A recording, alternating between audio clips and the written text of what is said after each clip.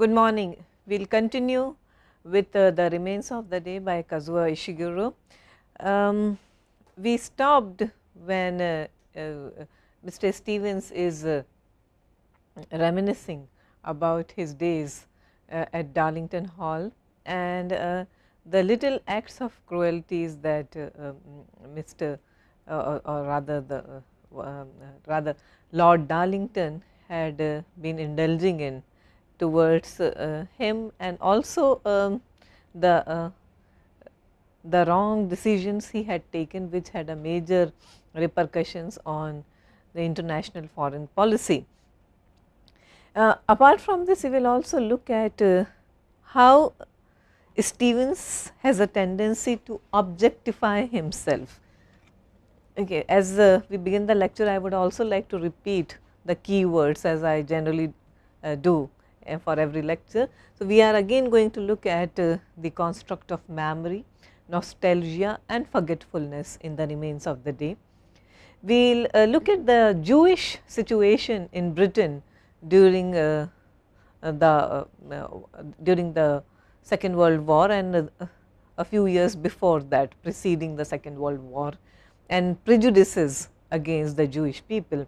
We will also look at how Englishness is defined and how Mr. Stevens comes across as a person who has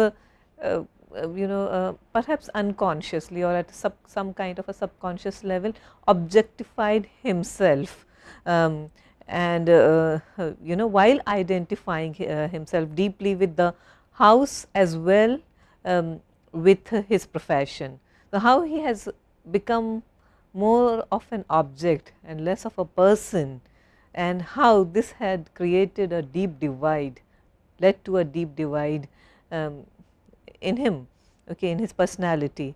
Okay. And also there is one interesting factor, and I am just referring to the theoretician, post-colonial theorist Homi Bhabha, where one feels that how people where Bhabha suggests how people stereotype themselves. Okay. And in the same vein, you can feel that how Stephen stereotypes himself and his nation. He signifies England by its big houses and their butlers, in an attempt to stabilize a social narrative that defines the narrative of his life. So, this is rather interesting, and that also we are going to see as we start the text today. And of course, the very notion of Stevens as an unreliable narrator. We are in chapter Moscombe, title Moscombe near Tavistock, Devon, and it is day 3 evening. Now, the suggestion that is made is Lord Darlington was anti-Semitic in his tendencies. He harbored certain deep rooted prejudices against Jewish people, and Stevens, as we have as we understand him, he is deeply loyal, and his harbors absolutely unwavering sense of loyalty towards Lord Darlington.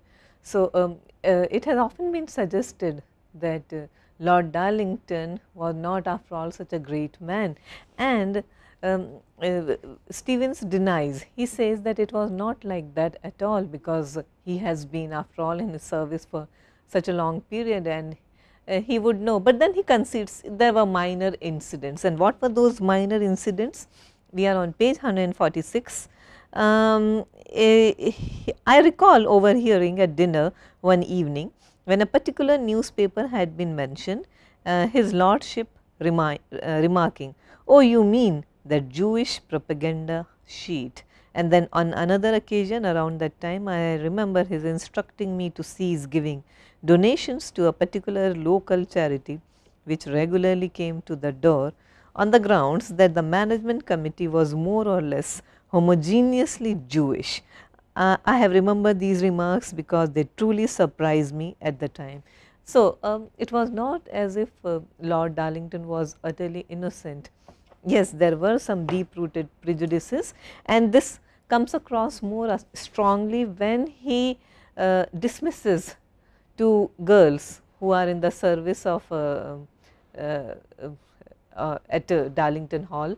Uh, their names are Sarah and Ruth, and Stevens also recalls how indignant Miss Canton was at this unfair dismissal or discharge of these two young women, all because they were Jewish maids. And as Stevens looks back, he he tries to comprehend the true nature of Lord Darlington, which was after all not entirely blemishless.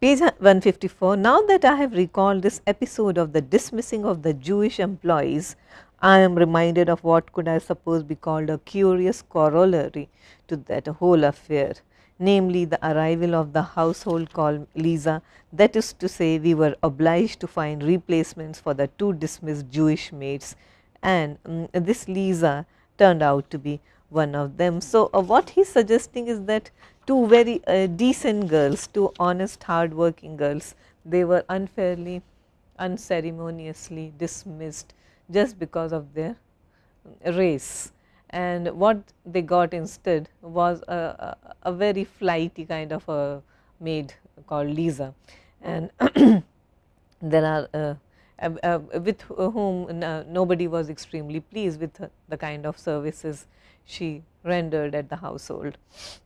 From here we will move on to page 164. The fact is, I have tended increasingly of late to indulge myself in such recollections, and ever since the prospect of seeing Miss Canton again first arose some weeks ago, I suppose I have tended to spend much time pondering just why it was our relationship underwent such a change. For change it certainly did around 1935 or 1936, after many years in which we had steadily achieved a fine professional understanding.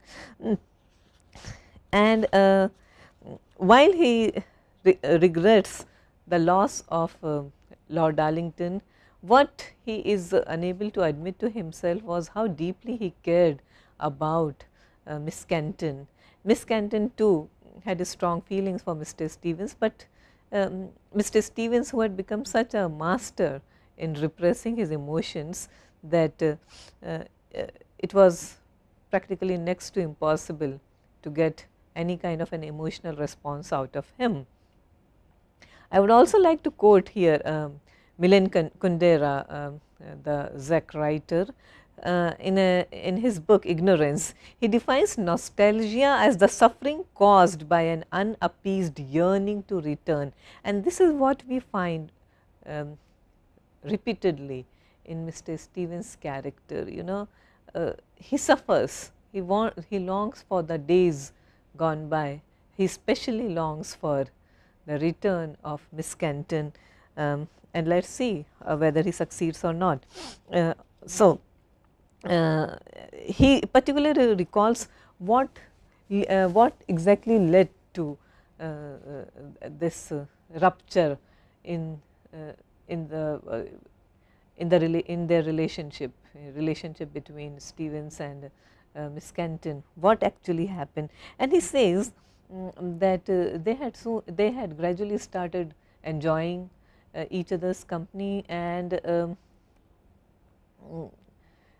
after the day's works they would make it a point to sit together and have a cup of cocoa and discuss the next day's assignments or plan the week's schedule and things like that. But what led to the end of these meetings, and Stevens tells us what really exactly happened, and he says that one day he was enjoying a romantic novel in his room, and Miss Canton just barges in and insists on knowing what exactly he is reading, and Mr. Stevens is quite shy about this, and he does not want to really tell Miss Canton what he is reading. Miss Canton, being what she is, she insists, and she would not go unless Stevens tells her what exactly he is reading, and when she sees, it is just a sentimental love story. And this is what he says about it: I rarely had the time or the desire to read any of these romances cover to cover, but so far as I could tell, their plots were invariably absurd, indeed sentimental. So, look, it is love and romance, perhaps sentimental, and maybe not to the taste of Mr. Stevens, but uh, these novels also serve a purpose. They represent, or they portray the lives of lovers. Okay. But Mr. Stevens is actually ashamed to be caught reading a romantic novel, and this also tells us a lot about his character. He is a man who was so utterly devoted to his professional development that things like cultivating a sense of humor, or accepting one's love for someone, they were totally beyond his consideration. He would not even think of indulging anything which he feels is below dignity. Remember, from the word go, he has been fixated with the idea of what is dignity. So, banter, love, all these things which actually complete a human being, those were they are these emotions are something which are totally unfamiliar to Mr. Stevens. Having said that, however, I do not mind confessing today, and I see nothing to be ashamed in this, that I did at times gain a sort of incidental enjoyment from these stories. He refuses to accept that he actually enjoyed reading love stories. The expression he uses is incidental enjoyment from these stories. It is like, I read them, but I am detached from them. At the same time, having, he displays a sort of condescending attitude towards romance. I did not perhaps acknowledge this to myself at the time, but as I say, what shame is there in it? Why should one not enjoy in a light-hearted sort of way stories of ladies and gentlemen who fall in love and express their feelings for each other? But this is what he feels now, and not at the time, okay, where he actually felt ashamed to be to have been caught reading these novels, such kind of a work. The fact, and what happens, what actually leads to this disconnect between Miss Canton and Stevens is the fact that she caught him reading something so something that romantic and a love story, a sentimental love story. The fact that she could she could behave as she had done that evening was rather alarming, and after I had seen her out of my pantry and had had a chance to gather my thoughts a little, I recall resolving to set about re-establishing our professional relationship on a more proper basis. And this, at this point, he tells her that he would not like to meet her except during the working hours, and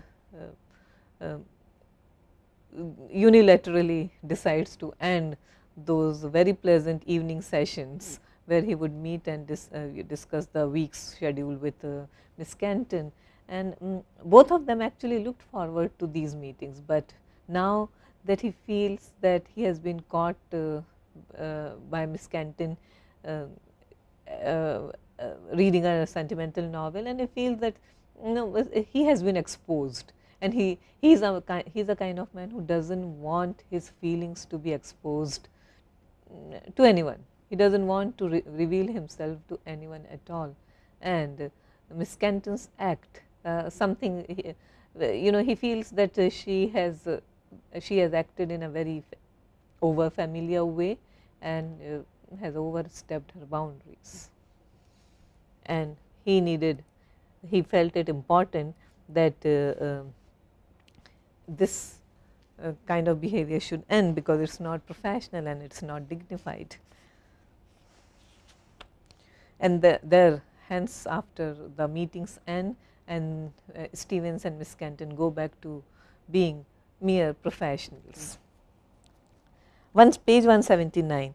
But what is the sense in forever speculating what might have happened had such and such a moment turned out differently? So, look, again we are talking about this sense of nostalgia, where he's suffering, he knows what he has lost, he yearns to get her back.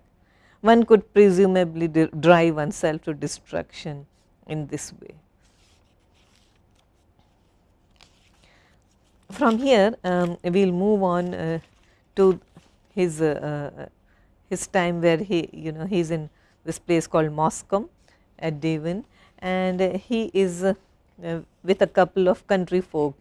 He is resting with people, a couple that runs an inn, and they are so proud to have him because of his fine manners and fine appearance, and he is also driving Mr. Faraday's Ford, and that is that you don't come across a car that posh in that part of the country, and Mr. and Mrs. Taylor are quite impressed with Stevens, and they want the other people of the village to come and make an acquaintance with him.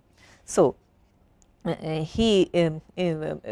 Mr. Stevens meets a number of people, and there is a person called Harry Smith who has quite strong political convictions, and then there in that company they start discussing the notion of dignity. And while for Stevens the definition of dignity is very conventional, it belongs to the realm of ladies and gentlemen, but Harry Smith, who is a very militant kind of a democrat, he begs to differ, and he says dignity is not just something for gentlemen. That is what we fought Hitler for. If Hitler had things his way, we would just be slaves now. The whole world would be a few masters and millions upon millions of slaves. And I do not need to remind anyone here, there is no dignity to be had in being a slave. That is what we fought for, and that is what we won. We won the right to be free citizens, and it is one of the privileges of being born English, that no matter who you are, no matter if you are rich or poor, you are born free, and you are born so that you can express your opinions freely and vote in your member of parliament or vote him out. That is what dignity is really about. And now this very unorthodox notion of dignity is completely antithesis of what Stevens believes, because Stevens has actually reduced himself to the single identity category of butler. He is nothing more, or he thinks of himself as nothing more than an English butler, and this entire sermon about what exactly Englishness is. Englishness also means dignity for the poor, dignity for the common people, dignity, freedom for the people to express themselves, to express their opinions, to cast a vote. Those things also constitute dignity according to free thinkers like Harry Smith, and that also suggests the dawn of a new era. And Mr. Stevens feels that after all he is quite out of tune with the present times. He has reduced himself to the single identity category of butler, and all he has to do is only to keep the house clean and in proper order, to make sense of everything. His own opinions and his own ideas or his own emotions do not account for much.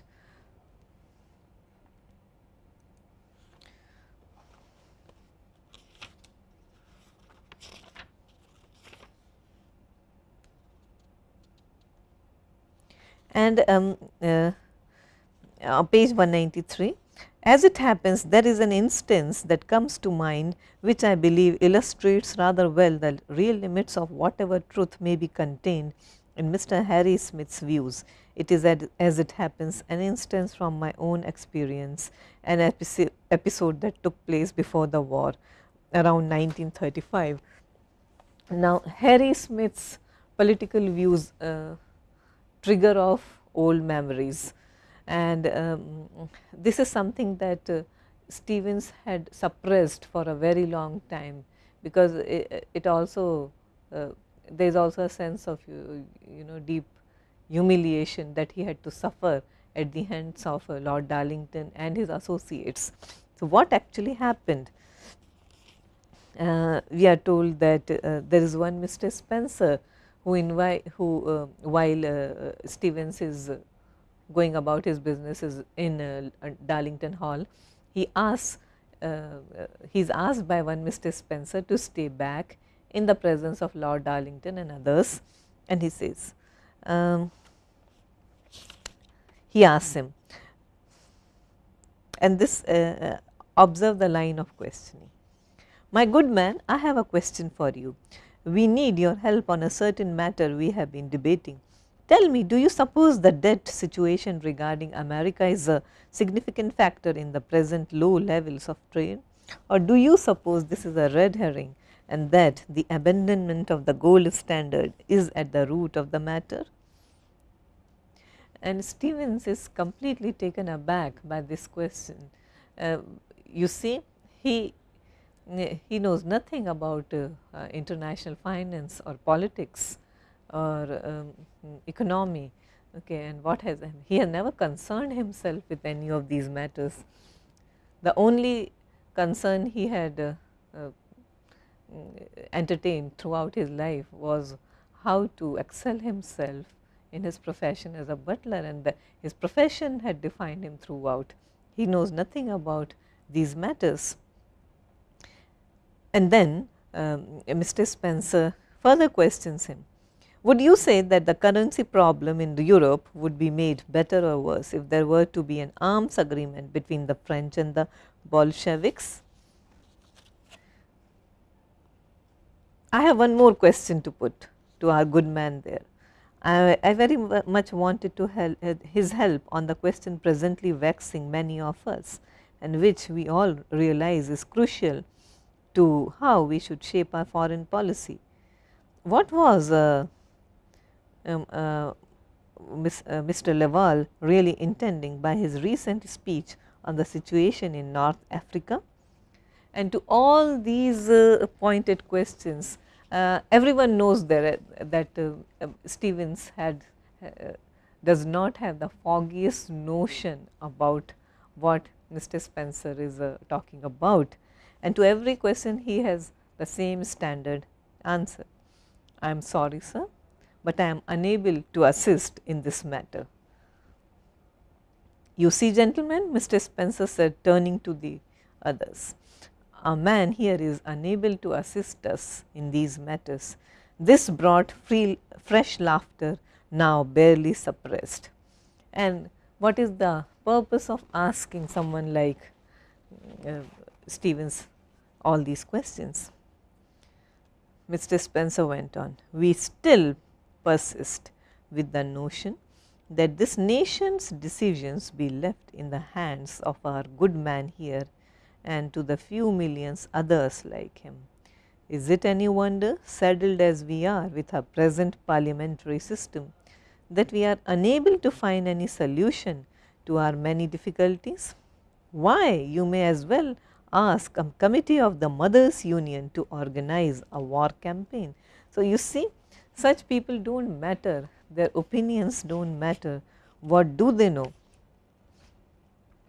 And now Stevens, as he sits in this company and listening to Harry Smith's very unorthodox political views, and now he feels the deep chasm that exists between the world outside and his own situation. He had been treated just like an object, a dumb, inanimate object whose only worth was how useful he could make to Lord Darlington and his affairs. And then next comes the more interesting part, where Lord Darlington comes. Where he comes and says that, see, look, Stevens, we were just trying to prove a particular point. Democracy in this country would not work, and that was the purpose behind Mr. Spencer's questions, because he wanted to prove a point that um, the common folk in this country cannot be trusted. They just do not have the brains and the uh, intellect to run the business of the country, and therefore, their opinion does not matter, and therefore, we do not need democracy in this country. Sooner or later, we will need to face up to the facts. Democracy is something for a bygone era. The world's far too complicated a place now for universal suffrage and such like, for endless members of parliament debating things to a standstill. All fine a few years ago perhaps, but in today's world, uh, absolutely it does not work. Look at Germany and Italy, Stevens. See what strong leadership can do if it is allowed to act. None of this universal suffrage nonsense there. So, what we need is firm authority, and if you remember at the beginning of this class, we have been talking about what happens to a society when the citizens harbor a strong and unwavering sense of loyalty, unquestioning attitude towards the leaders, and this is what happens. So, the remains of the day becomes a parable of sorts, okay, to what happens when people conform too much. So, trust and faith in a strong leadership or authority, as history has taught us, has given rise to Nazism and fascism in Germany and Italy. And Lord Darlington, who Stevens throughout the novel has been so staunchly defending, now it is revealed to us that he too is no different, not much different from the likes of Hitler and other dictators, because of his total and complete support and sympathy for them. If your house is on fire, you do not call the household into the drawing room and debate the various options for escape for an hour, do you? It may have been all very well once, but the world is a complicated place now. It occurs to me in recalling these words that of course, many of Lord Darlington's ideas will seem today rather odd. Okay. So, gradually he is coming to terms as he looks back. So, remains of the days, you see, he remembers now, as he remembers that he has given the best years of his life to a person who was not really such a great man, and he tries to defend himself. He says that in practice it is simply not possible to adopt such a critical attitude towards an employer and at the same time provide good service. So, what has this is the way he is consoling himself, is indulging in lot of self justification and self defense, that it really does not matter what kind of employer you are serving, as long as you are serving the person very faithfully. His ideologies should not matter. What should matter is how well you serve, or how well you deliver your services, or how professional you are. But the question that arises is that if everyone turns out to be like this, then what happens to the society and to the world? Because a little bit of questioning and some subversion is after all necessary if one needs to maintain any kind of equilibrium. Otherwise, the world would turn into a very lopsided place where many would be ruled by very few. Okay, so, therefore, when we look at the character of Stevens as an unreliable narrator, we now understand that how he has been deceiving himself all these years, how he has been living in some kind of naive faith in his employer, in spite of being aware of the reality. But the trouble is that Stevens is not the kind of person who was willing to face reality. Now, as he is facing the remaining part of his life, he understands the follies that he has been making.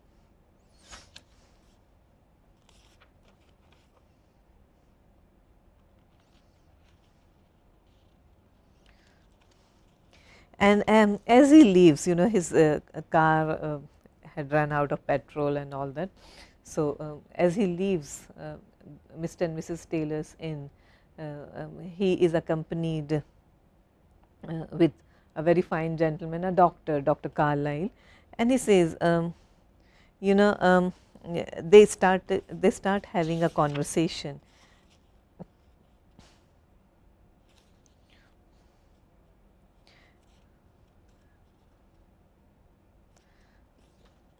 And then he points out, he says that people have been,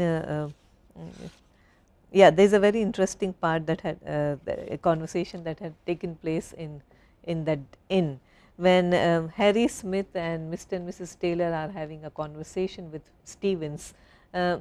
Stevens does not divulge that he is actually a butler from a distinguished household. He merely mentions that he comes from Darlington Hall, and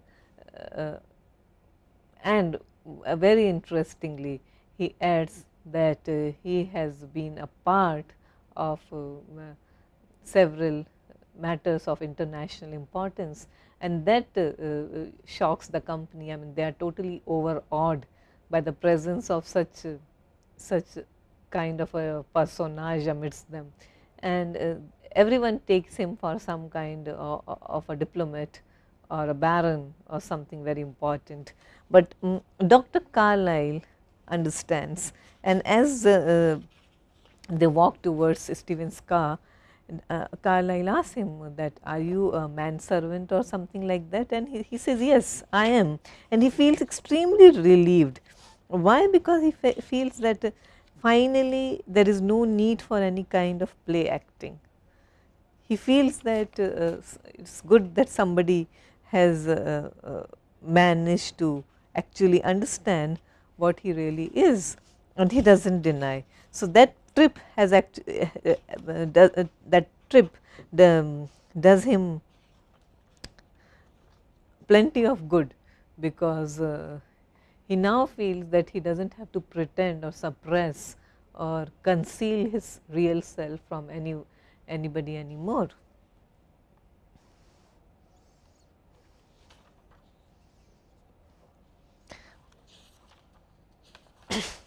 We come to the next chapter, Weymouth.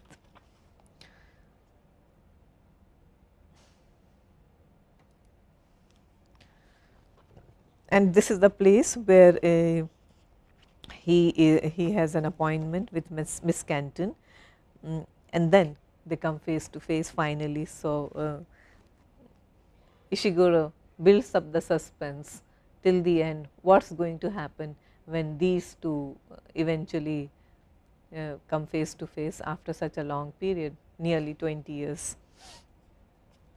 Ah, Mr. Stevens, how nice to see you again. The light in the room was extremely gloomy on account of the rain, and so we moved 2 armchairs up close to the bay window. She had naturally aged somewhat, but to my eyes at least, she seemed to have done so very gracefully. Her figure remained slim, her posture as upright as ever. She had maintained too her old way of holding her head in a manner that verged on the defiant. Of course, with the bleak light falling on her face, I could hardly help but notice the lines that appeared here and there, but also observe that how keenly he remembers Miss Kenton, and you cannot remember someone that clearly unless you have deep feelings for, or deep concern for that person, and he actually remembers her very clearly. The way she tilts her head and her posture and her mannerisms, all these things are firmly etched in his mind. As we continued to talk, I must say I thought I began to notice further more subtle changes which the years had wrought on her. For instance, Miss Canton appeared somehow slower. It is possible this was simply the calmness that comes with age, and I did try hard for some time to see it as such, but I could not escape the feeling that what I was really seeing was a weariness with life. The spark which had once made her such a lively and at times volatile person seemed now to have gone. In fact, every now and then when she was not speaking, when her face was in repose, I thought I glimpsed something like sadness in her expression. So, see, the remains of the day is a novel about loss. Everybody loses someone precious. Miss Canton loses Stevens, who she had deeply cared about. We can even say that she was in love with Stevens when he abruptly ends those evening sessions with her, those meetings with her. Then she was deeply distraught, and therefore she starts seeking solace in the company of other men who she ends up marrying and leaving Darlington Hall for good. And now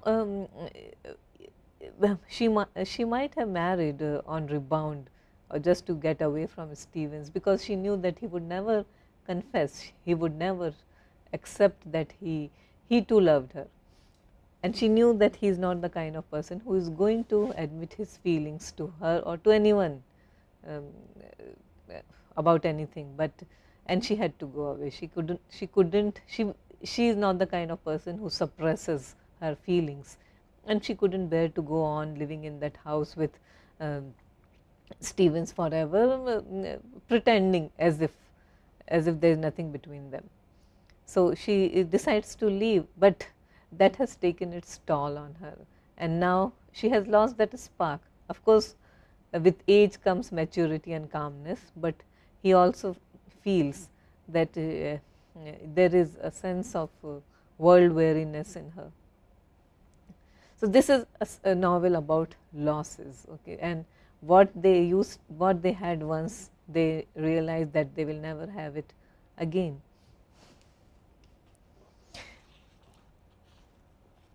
We also remember that Mr. Stevens was banking on Miss Canton's return to Darlington Hall, because she had written him a couple of letters where she had hinted that she was not very happy and she would like to return.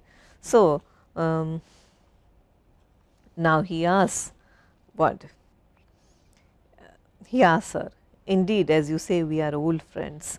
I simply wish to ask you, Mrs. Benn, but the fact is the letters I have had from you over the years, and in particular the last letter, have tended to suggest that you are rather unhappy. I simply wondered if you were being ill treated in some way. Forgive me as I say, but it is something that has worried me for some time. I would feel foolish had I come all this way and seen you and not at least asked you." Mr. Stevens, there is no need to be embarrassed. In fact, I am very touched you should be so concerned, and I can put your mind at rest on this matter absolutely. And then she tells him that she may not be very happy in her marriage, but no way is she going to leave her husband, because all said and done, he is a fine man.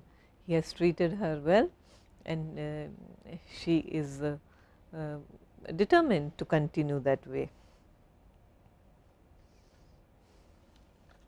She also feels that sometimes due to sheer impulsiveness in her nature, she writes certain things which she does not really mean, and that is what she says. But then we can never be sure. Perhaps she wants Stevens to confess something which never comes out. As we know that with Stevens, emotions are, he is the kind of man who will always guard his emotions. I believe I thought of it as simply another ruse, Mr. Stevens, to annoy you. It was shock to come out here and find myself married. For a long time I was very unhappy indeed. But then year after year went by. There was the war. Catherine grew up, and one day I realized I loved my husband. You spend so much time with someone, you find you get used to him. He is a kind, steady man, and yes, Mr. Stevens, I have grown to love him. But that does not mean to say, of course, there aren't occasions now and then, extremely desolate occasions, when you think to yourself, what a terrible mistake I have made with my life. And you get to thinking about a different life, a better life you might have had. For instance, I get to thinking about a life I may have had with you, Mr. Stevens, and I suppose that's when I get angry over some trivial little thing and leave. But each time I do so, I realize before long my rightful place is with my husband. After all, there is no turning back the clock now. You are very correct, Mrs. Benn. As you say, it's too late to turn back the clock. Indeed, I would not be able to rest if I thought such ideas were the cause of unhappiness for you and your husband. So, both of them agree to an extent. I mean, Miss Kenton or Mrs. Benn, she accepts what her life would have been with him had she not left and married. Perhaps she has made a mistake, and she is honest enough to admit that to Mr. Stevens.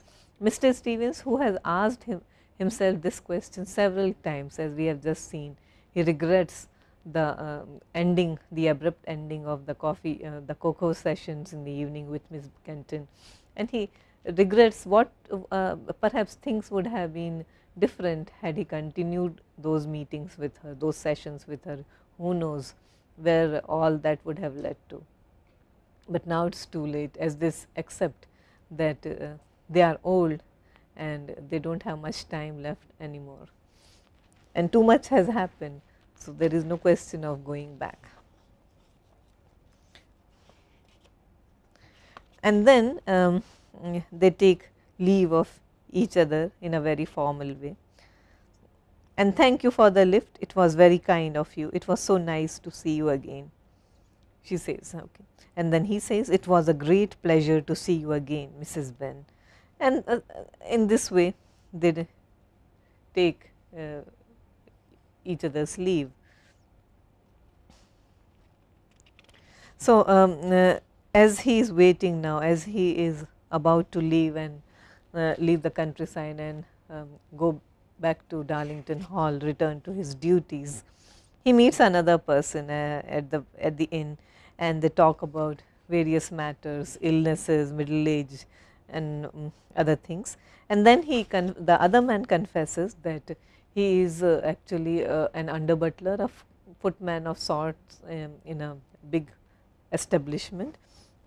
And then Mr. Stevens acknowledges that he also is a butler with a very great establishment, Lord Darlington Hall.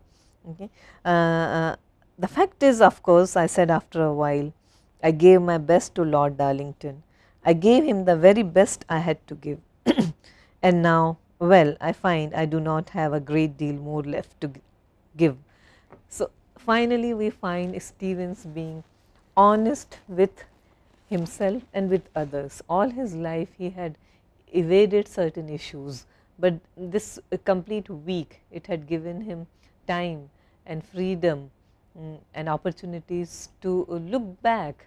He had met several people, he had met a completely different section of society, he has listened to their points of view, and now he realizes that perhaps he was wrong about several things. The world is a changed place, and he is a relic of sorts. And he confesses, he admits to himself. Lord Darlington was not a bad man, and here comes the confession. He was not a bad man at all, and at least he had the privilege of being able to say at the end of his life that he made his own mistakes. His lordship was a courageous man.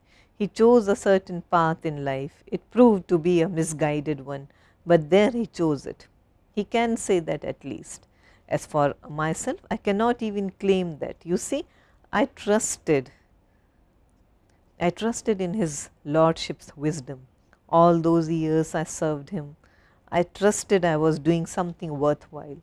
I can't even say I made my own mistakes. Really, one has to ask oneself, what dignity is there in that? So, finally, he comes to terms with his life. You see, there was really no dignity. I have been sort of fooling myself into believing that I am being very professional by serving Lord Darlington faithfully, but Lord Darlington made his mistakes, but what was I doing there? So, the novel, although is set in England and everyone is English in the novel, but it can also be read as a very post-colonial kind of a work where how people are oppressed to such an extent that they are even unable to think for themselves. They are denied the right to think for themselves, and even their thoughts are controlled by their masters, and that is Stephen's tragedy as he looks back to his life, a life which he thought for a long time was a success. He was that he has there was a time when he had reached the epitome or the peak of his profession, but now he realizes that it was all a big sham. Nobody ever bothered about him except, and the people who actually cared about him, his father and Miss Kenton, he never paid them any attention, the kind of attention that they deserved. And both left him. One died utterly neglected, and Miss Kenton had no other choice but to leave and get married to someone else and lead a life of loveless marriage. So many lives ruined, all because his misguided or misplaced sense of loyalty in Lord Darlington, who was not even worth it. At one point during the course of the novel, we are told by one of Lord Darlington's friend's son, who has been a participant in the activities, the international affairs, and he says that, you see, Lord Darlington is playing indeed a very important role in facilitating anti-Semitic feelings in England, and this should not be allowed. And like it or not, directly or indirectly, he has become a major supporter of Hitler in England, and that is something everyone should be careful about. But at no point does Stevens accept that, but it is only towards the end of his life he believes, he realizes that Lord Darlington was not a great man, and he has wasted, rather have just thrown away his life away for someone who was not really all that great. So, the novel ends on a very somber note and on a note of nostalgia. It occurs to me furthermore that bantering is hardly an unreasonable duty for an employer to expect a professional to perform. I have of course already devoted much time to developing my bantering skills, but it is possible I have never previously approached the task with the commitment I might have done. Perhaps then, when I return to Darlington Hall tomorrow, Mr. Faraday will not himself be back for a further week. I will begin practicing with renewed effort. I should hope then that by the end of my employer's return, I shall be in a position to pleasantly surprise him. And that is how the novel ends. The feeling that the desire to please one's master remains, but he also realizes that he has to unlearn a lot, what he has been doing and what the kind of person he was during Lord Darlington's time. That won't work anymore. He has to change, and perhaps it is for his own good that he has accepted that there is a need for him to change in the remains of his days. So, that is how we end the novel, and I will be giving you some questions and quizzes on the novel very soon. Okay. Thank you very much.